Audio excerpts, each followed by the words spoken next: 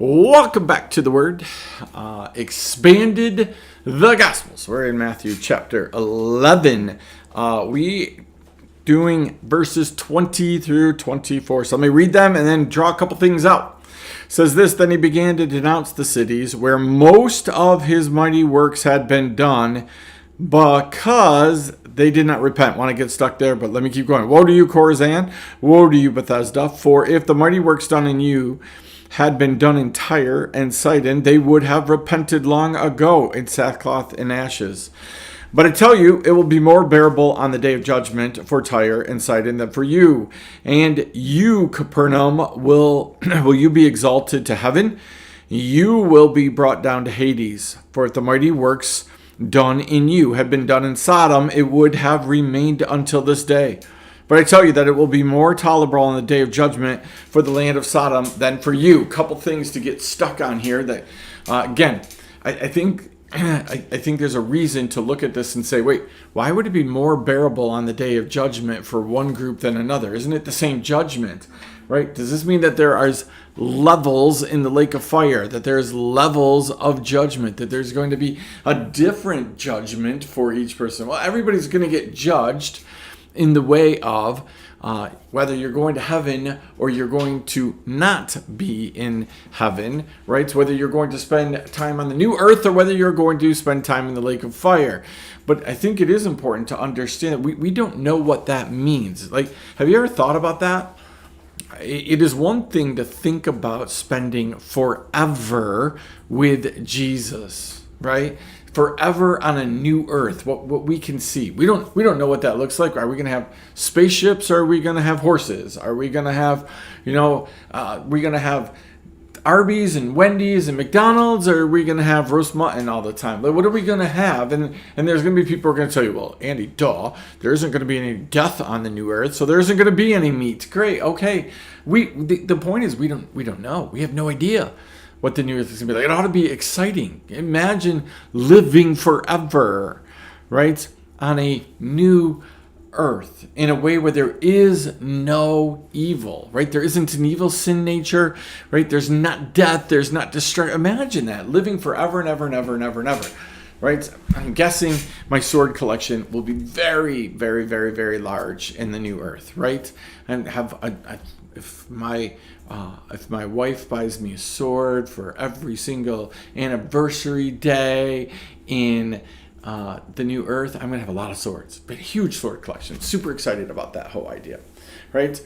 But we also don't know what it looks like to burn forever and ever and ever. Have you ever thought about that?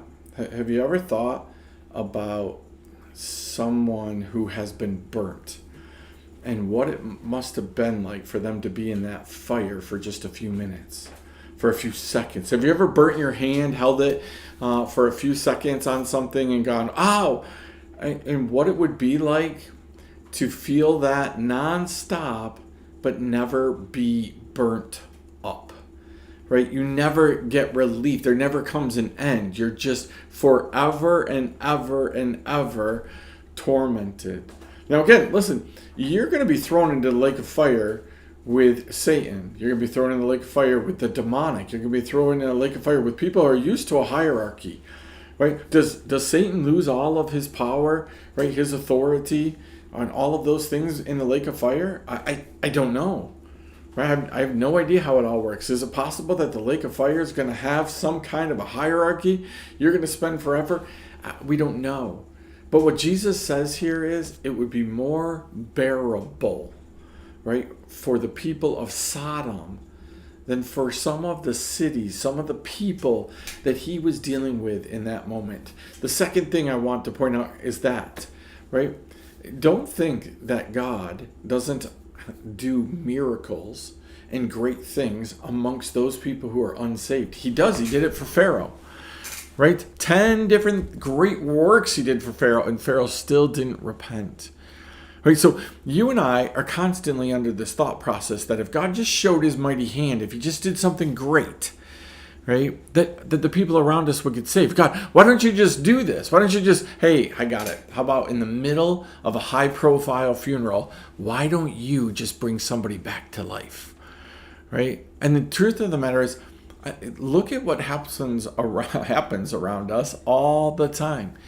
Something happens and people immediately go to conspiracy theories, and they immediately go to things to prove like, oh, this isn't a big deal. Do you know that's why the Jewish culture had a 3-day rule, right? If you were dead for 3 days in the grave, right, then you could not be brought back after the fourth day, on the fourth day. But for 3 days, they believe you could have been resurrected. You could have been brought back to life. That's why Jesus waited the extra day, right?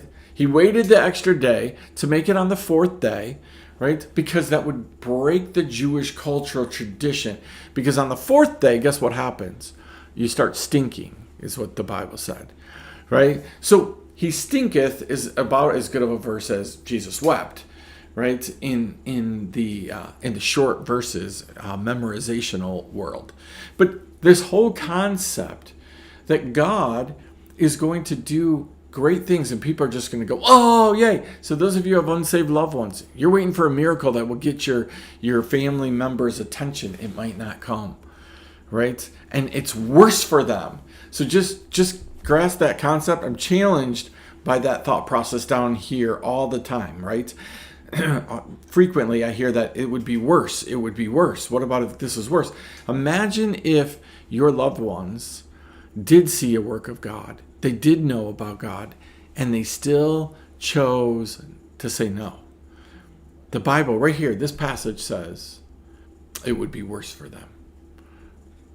Maybe we should chew on that. Maybe we should think a little bit more about what we're asking for, who we're asking it for, right? Maybe we should be a little more willing to let God follow his pathway, not ours, the way that seems right to us. But this is a passage that's kind of neat to think about in a different perspective, in a different way that maybe you've never thought about before, right?